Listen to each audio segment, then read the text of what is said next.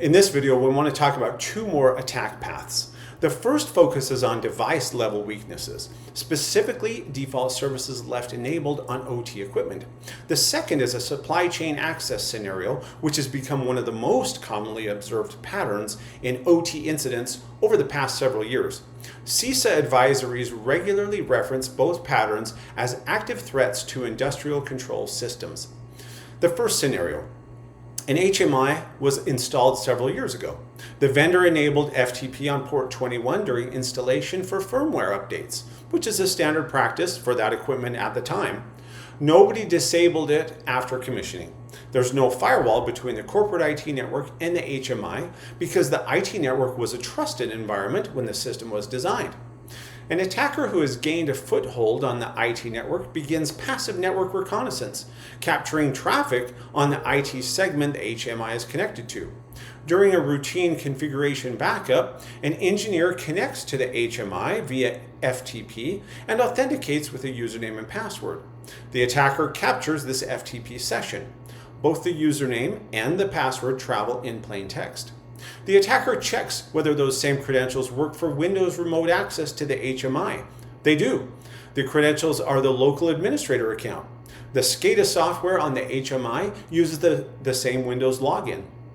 The attacker now has full access to the SCADA application, process displays, alarm history, command capability, and direct access to the engineering software for modifying PLC programs. This attack chain has three independent breakpoints, or controls that could have been implemented that would have stopped this attack. The first control is to disable default services. The vendor enabled FTP during installation. The commissioning team should have disabled it after the installation was complete, or it should have been identified and disabled during a service audit. Every enabled service on an OT device should have a documented operational reason.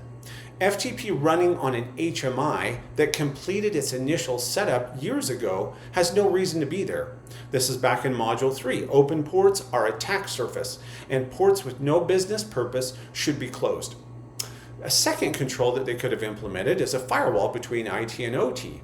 If there had been a firewall between the IT network and the HMI, the attacker on the IT network couldn't reach port 21 on the HMI in the first place. Even a packet filter rule permitting only the specific SCADA pulling traffic and blocking everything else would have prevented the FTP connection from crossing the network boundary. This is Module 5. The third control could have been regular service audits. If the services running on the HMI had been audited at any point, verified against what was operationally necessary, FTP on port 21 would have been flagged and disabled before an attacker found it. The visibility techniques from Module 6 applied to this device would have surfaced the finding. Let's look at another scenario. A utility provides a third-party vendor with always-on VPN access to the OT network. The vendor is a legitimate equipment supplier who provides monitoring and support for a specific type of field equipment. The firewall rule permitting the vendor's VPN traffic was written as permit any vendor VPN range to OT network. Broad access, intended to avoid having to update rules as the vendor's needs changed over time. 6 months later, the vendor's own IT equipment is compromised in an unrelated ransomware attack. The attacker operating within the vendor's network discovers the VPN credentials and configuration for the utility client. Because the VPN access is always on and the credentials are stored on a compromised vendor workstation, the attacker connects to the utility's OT network using the vendor's legitimate credentials. The broad firewall rule allows them to reach virtually every OT device in the network. The attacker spends weeks mapping the OT environment, identifying critical control points, and collecting credentials and staging for a disruptive action. 4 different controls, any one of which would have significantly limited the impact, are as follows. The first control could have been session-based vendor access. No always-on VPN tunnels.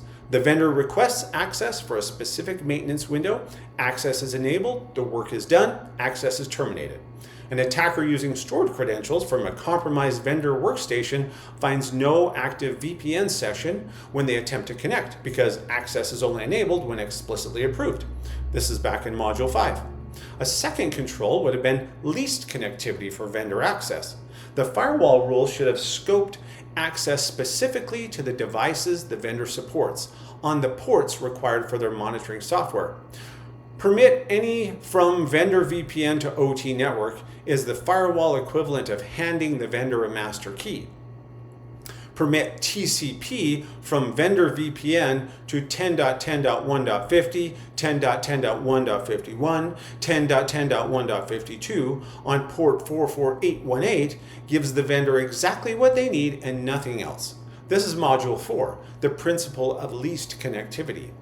A third control that could have been implemented is firewall logging and monitoring. An attacker using vendor credentials at unusual hours or from an unfamiliar IP address within the vendor's network would appear in the firewall logs. If someone was reviewing OT firewall logs, the anomalous access pattern would be detectable. This is Module 5 and Module 6. A fourth and final control that could have been implemented would have been multi-factor authentication on these vendor accounts. If the vendor's VPN credentials required MFA, stolen credentials alone would be insufficient. The attacker would need both the password and the second factor. This is Module 5. The supply chain attack vector is particularly challenging because the initial credential belongs to a legitimate party with legitimate access.